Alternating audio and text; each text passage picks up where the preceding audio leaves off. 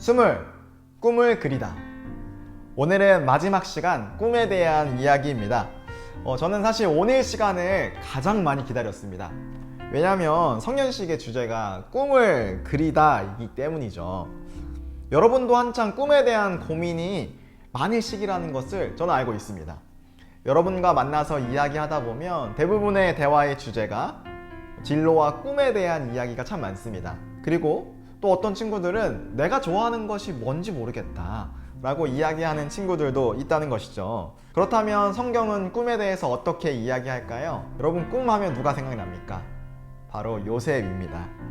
어린 시절 꾸었던 꿈으로 이집트의 총리가 되는 요셉. 요셉의 이 모습을 보면요, 사실 작아지는 것이 우리의 모습인 것 같아요. 여러분, 총리가 될 수 있으시겠습니까?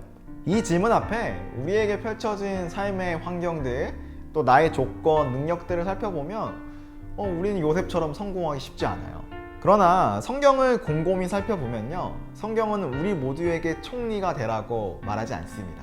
자, 그 내용들을 살펴보시죠. 먼저 요셉은요, 총리라는 직업을 꿈꾼 것이 아닙니다. 창세기 37장을 보면 이런 내용이 나옵니다. 요셉이 꾼 꿈은요, 자신에게 곡식단들이 절을 하고 또 해와 달들이 절하는 꿈을 꿉니다.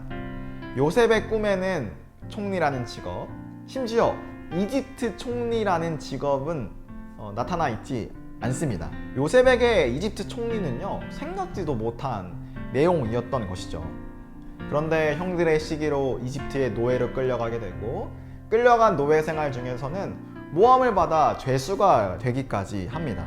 정말 요셉의 입장에서 살펴보면요, 노예와 죄수를 거쳐서 총리가 된다는 것은 우연한 기회였을 것입니다. 이 모든 상황은요, 요셉의 선택이 아니었습니다. 요셉에게 주어진 상황들이었던 것이죠. 이 모든 상황을 하나님께서 주도하셨습니다. 우리는 여기서 발견할 수 있는 원리가 있습니다. 주어진 상황에 대해서 신뢰하는 것, 그것이 바로 꿈과 관련된 믿음의 원리입니다.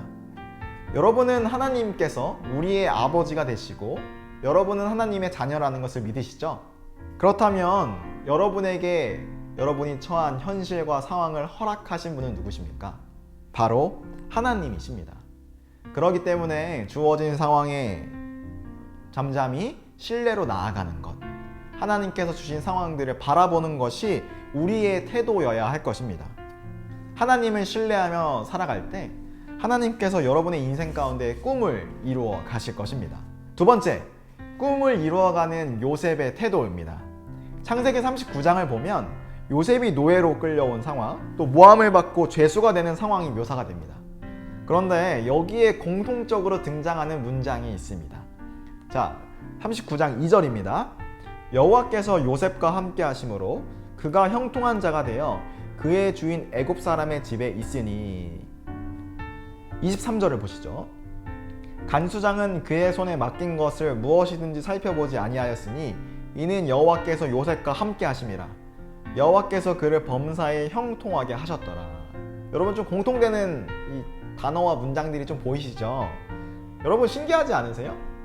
노예로 끌려왔는데 2절을 보니까 형통한 자가 돼요. 자, 그리고 모함을 받아 죄수가 됩니다. 그런데 23절에 뭐라고 나오죠? 여호와께서 그를 범사에 형통하게 하셨더라.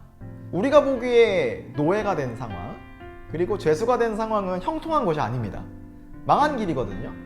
그런데 성경은 형통하다고 이야기합니다. 일이 잘 풀리고 복을 받았다고 이야기하는 것이죠. 그런데 여기에는 한 가지 전제가 있습니다. 하나님이 요셉과 함께 하셨다.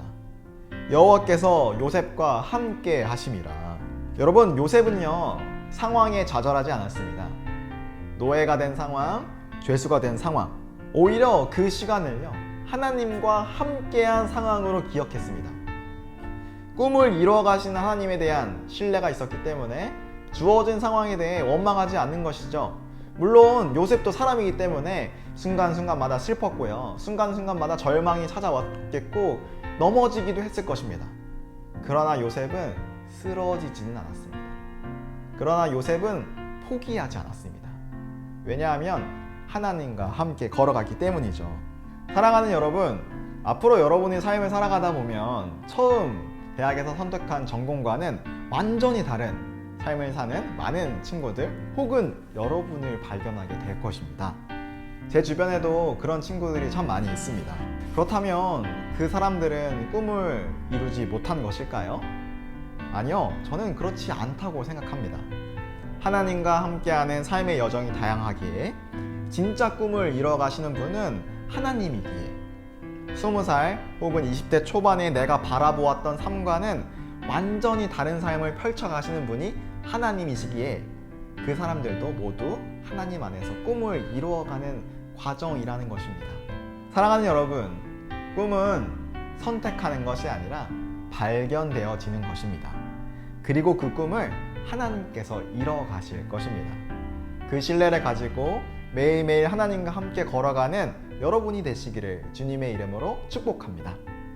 그래서 이 성년식의 시간이, 이 청춘스쿨의 시간이 꿈을 그려보는 시간이 되길 주님의 이름으로 축복합니다.